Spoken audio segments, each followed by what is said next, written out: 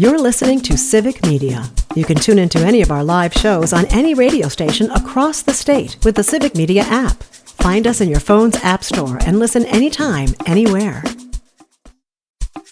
This is your WLAK Daily News Roundup for Lake Air, 107.5 FM and 1260 AM in Amory.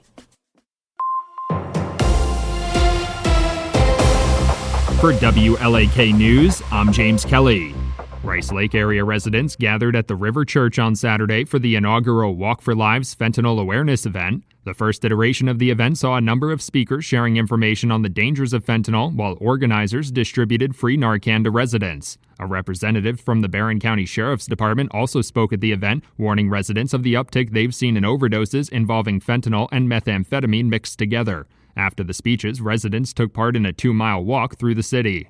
The Washburn Heritage Association is raising money to create a permanent memorial to honor the sinking of the Edmund Fitzgerald. The 50th anniversary of the sinking is in November, and organization officials say the memorial has already been designed by 2 local artists. The Heritage Association is raising money through a GoFundMe to cover the cost of installing the memorial for the anniversary. They say the top of the memorial will be a weather vane shaped like the Edmund Fitzgerald, and the base is a repurposed tower from the Ashland Orodock.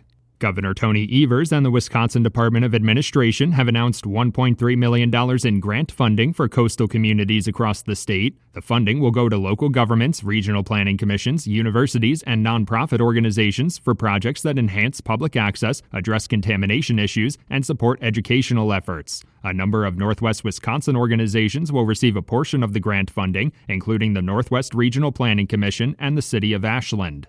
The Wisconsin Department of Natural Resources is planning to review the results of a Minnesota study regarding the impact of wake boats on lake bottoms. The use of wake boats has become a controversial topic over recent months, with conservation activists warning the boats cause environmental damage and contribute to the spread of aquatic invasive species. Earlier this year, a group of wakeboarding enthusiasts filed a lawsuit against the town of Scott in Burnett County over a new local ordinance, arguing their constitutional rights are being violated.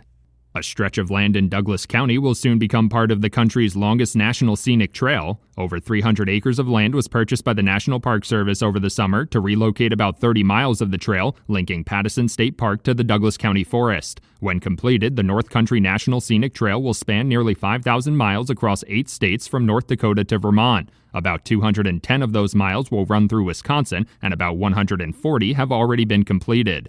The Wisconsin Department of Natural Resources has published a summary of public comments on the updated Chippewa Flowage Joint Agency Master Plan. The agency collected public comments on plans for the future of the over 15,000-acre Sawyer County land throughout last December and January. According to their summary, some common themes emerged, including concerns over natural resource management, maintaining water levels, preventing the spread of aquatic invasive species, and protecting tribal sites from erosion.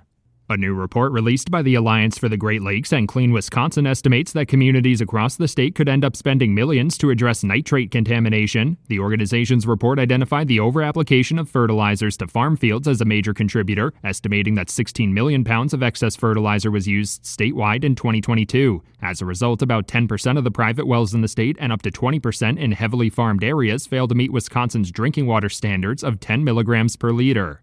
One person was injured in a Rusk County house explosion over the weekend. According to Ladysmith Fire Department officials, the explosion occurred on Saturday around County Road A in the town of Flambeau. One person was in the home at the time of the explosion, and fire department officials say he was taken to the hospital and later transferred to a burn center in Minnesota. An update on his condition was not provided. The home is considered a total loss, and fire department officials are still working to determine the cause of the explosion. A pair of Democratic state lawmakers have introduced a package of legislation seeking to combat the spread of chronic wasting disease. As hunting seasons begin to open across the state, State Senator Jeff Smith and State Representative Jenna Jacobson introduced 3 bills to provide additional funding for deer testing, chronic wasting disease research, carcass disposal sites, and an education campaign. Since the disease was first detected in Wisconsin in 2002, over 8,300 deer have tested positive for chronic wasting disease across 60 counties.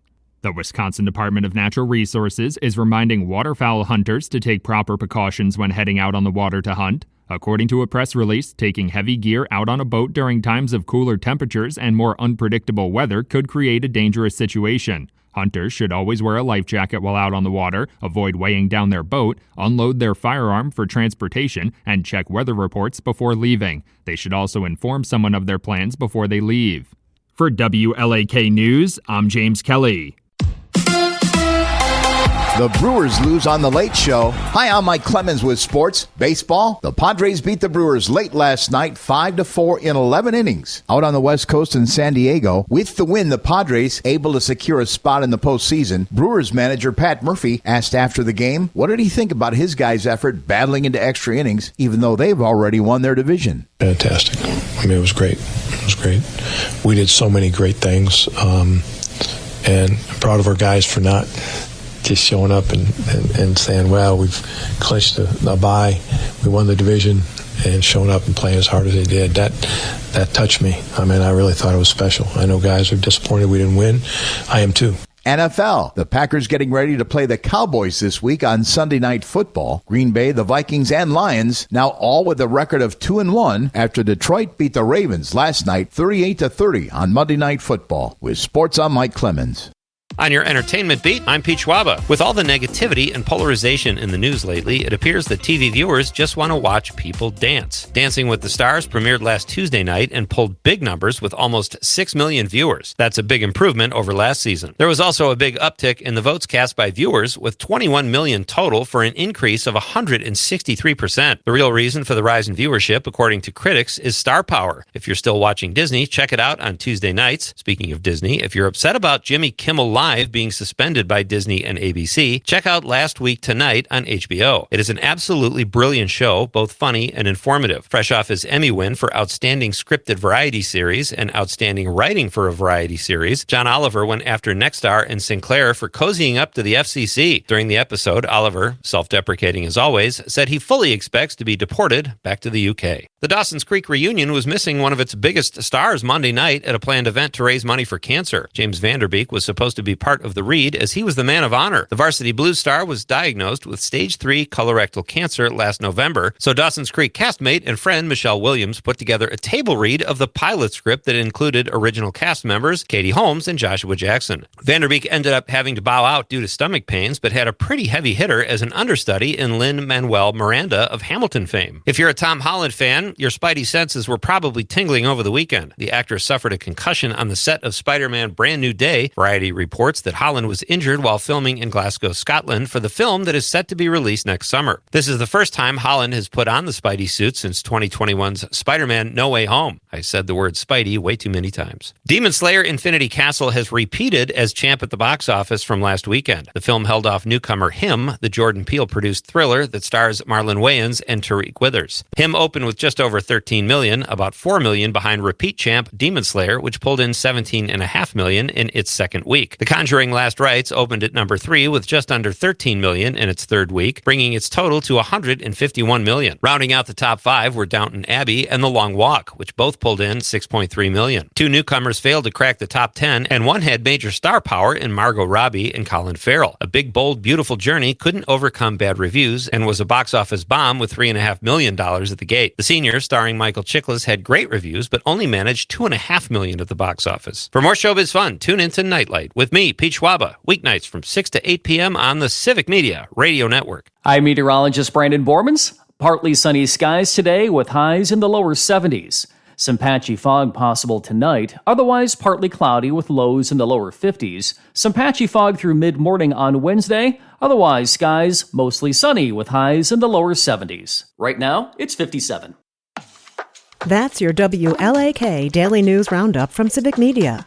Subscribe to this podcast on Spotify, Apple, or wherever you find your podcasts. Find more news at lakeair.radio. The national news cycle never stops, but it can be hard to find news about your local community. Civic Media is dedicated to providing quality local and state news coverage across Wisconsin. With the Civic Media app, you can get notifications about local stories that matter to you and your community. Find the free Civic Media app in your phone's app store and choose notifications from the menu to tell us what kind of news you want to hear about.